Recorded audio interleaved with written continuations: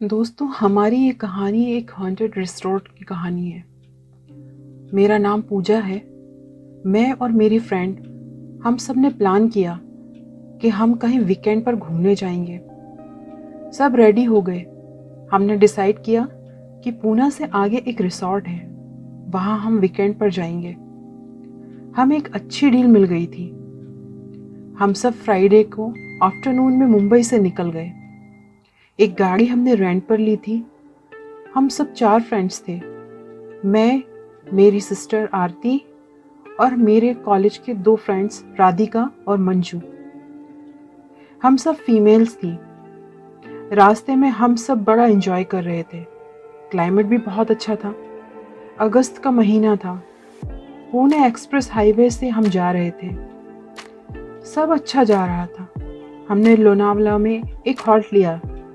वहाँ हम फ्रेश हुए और कुछ स्नैक्स लिया खाने के लिए।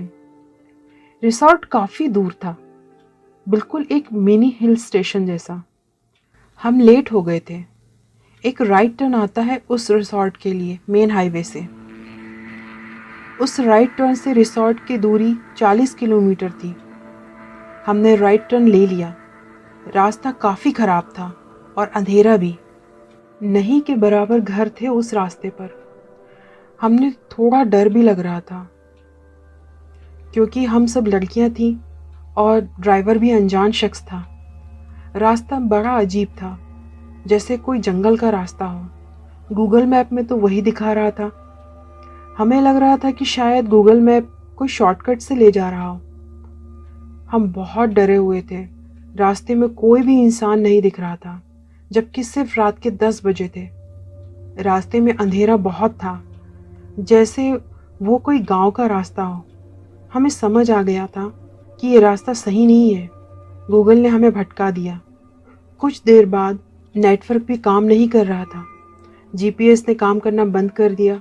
ड्राइवर बोला, मैडम आगे रास्ता खराब है, अब गाड़ी आगे नहीं जा सकती, सिर्फ मोटरसाइकिल जा सकती है। हमें समझ नहीं आ रहा था कि अब क्या करें।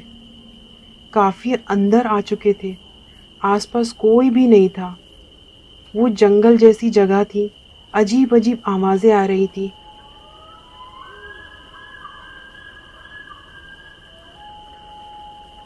हम सब गाड़ी से बाहर आए। हमने अपने मोबाइल के टॉर्च जलाए। देखा, आगे कुछ समझ नहीं आ रहा था। अजीब अजीब ख्याल आ रहे थे। तब वहाँ अचानक एक आदमी आया। उसने हमें देखकर पूछा। तुम लोग कौन हो और यहाँ कैसे आए हो? हमने उसे हमारी पूरी प्रॉब्लम बताई। तब उसने कहा, तुम लोगों ने गलत टर्न ले लिया है। ये रास्ता खतरनाक है, गांव से होते हुए जंगल की तरफ जाता है। फिर उसने हमें सही रास्ता बताया और हम वहाँ से गाड़ी लेकर दूसरे रास्ते से निकल गए। फाइनली हम उस रिसोर्ट पर पहुँच गए। रिसोर्ट के गेट में एंटर किया। रात के 12:30 बज चुके थे। हम रिसोर्ट के रिसेप्शन पर पहुँचे। वहाँ पर कोई भी नहीं था। पूरे रिसोर्ट में हमारे अलावा कोई नहीं था। वो रिसोर्ट काफ़ी बड़ा था, सुनसान। आसपास पूरा जंगल था। कोरोना की वजह से वहाँ और कोई गेस्ट नहीं था। तब वहाँ स्टाफ का एक आदमी दिखा। वो आग जलाकर बैठा था। हम उसके पास गए और बोला कि हमारी बुकिंग है। वो कहने लगा कि अभी तो स्टाफ के सारे लोग सो गए हैं, काफ़ी लेट हो गया है। हमने कहा हम बहुत दूर से आए हैं। वो रिसेप्शन पर गया और किसी रूम की चाबी लेकर हमें एक कॉटेज के पास लेकर आया। उसने कहा कि ये रहा आपका कॉटेज। वो कॉटेज जंगल के बहुत करीब था।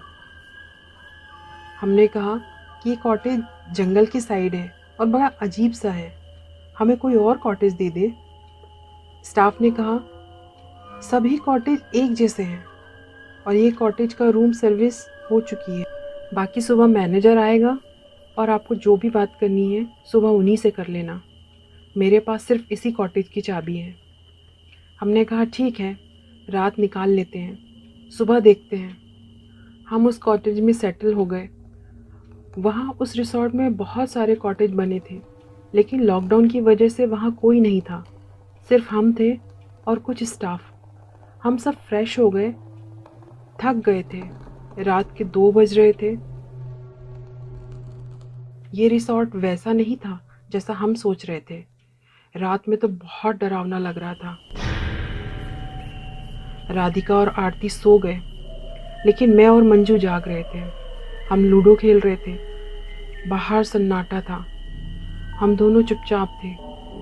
तब हमें लगा कि कोई औरत पायल पहने रूम के बाहर चल रही है।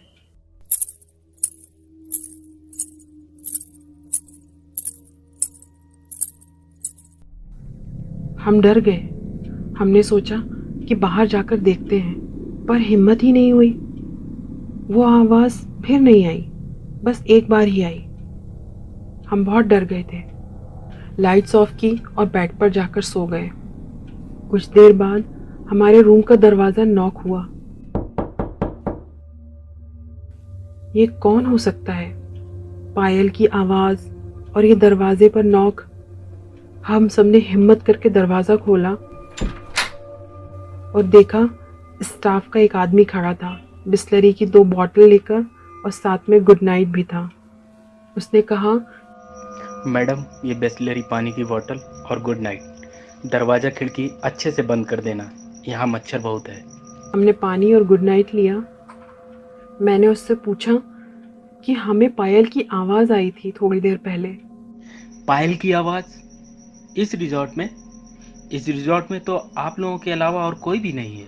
हाँ, एक बुकिंग है, लेकिन वो तो कल आने वाला है। उसने कहा, मैडम कॉटेज से बाहर मत निकलना सुबह होने तक। हमने पूछा, क्यों, क्या बात है, कोई भूत है क्या बाहर? उसने कहा, मैडम यहाँ भूत का तो पता नहीं, लेकिन यहाँ तेंदुआ जरूर है।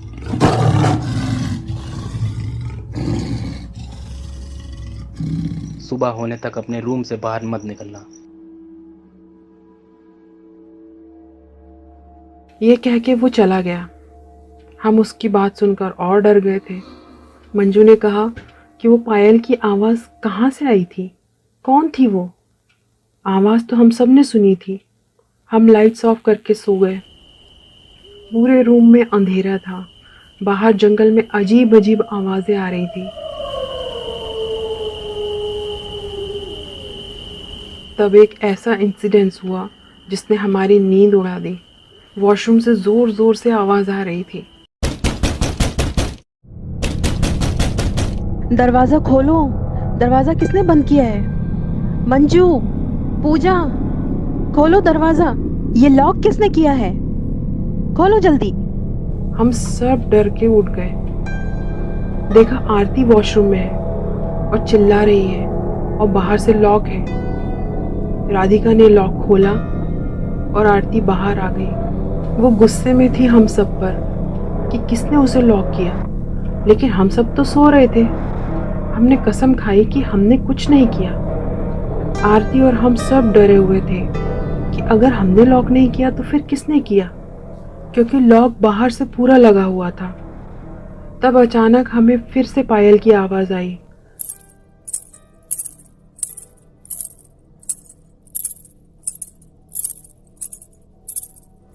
इस बार जोर से आई। हम सब बहुत डर गए। ये क्या हो रहा है? तब वॉशरूम से पानी गिरने की आवाज़ आई। हमने देखा कि वॉश बेसिन का नल खुला हुआ है और पानी गिर रहा है। आरती ने कहा, नल तो टाइट बंद था, फिर ये कैसे खुल गया? हमारी तो जैसे नींद पूरी उड़ गई। हम बहुत डर गए थे। राधिका ने कॉटेज का दरवाज़ा खोला और बाहर देखा कि कोई नहीं था, अंधेरा था। मंजू ने कहा, राधिका दरवाज़ा बंद कर दे।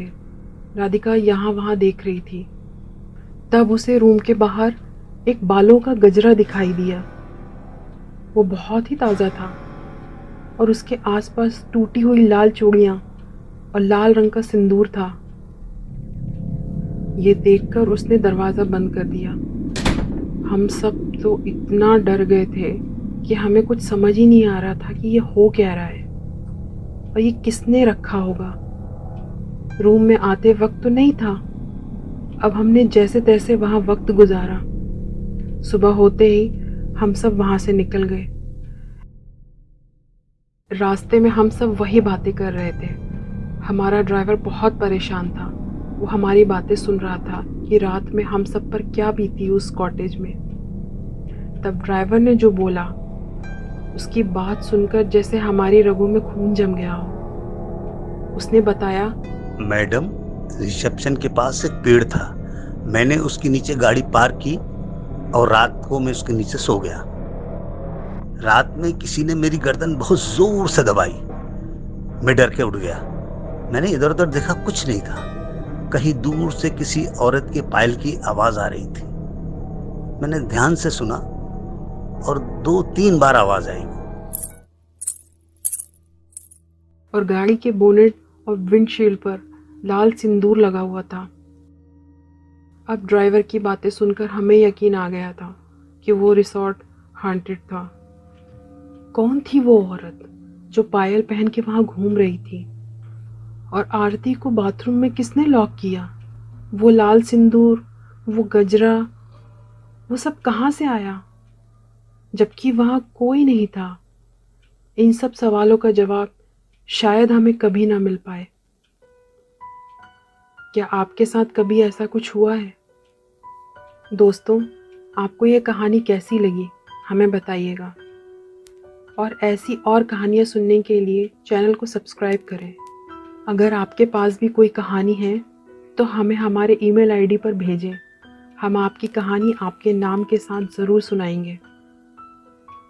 अगर हमारी कहानी पसंद आई हो तो लाइक कीजिएगा, और जो इस तरह की कहानी सुनना चाहते हैं उनको हमारी कहानी ज़रूर शेयर कीजिएगा।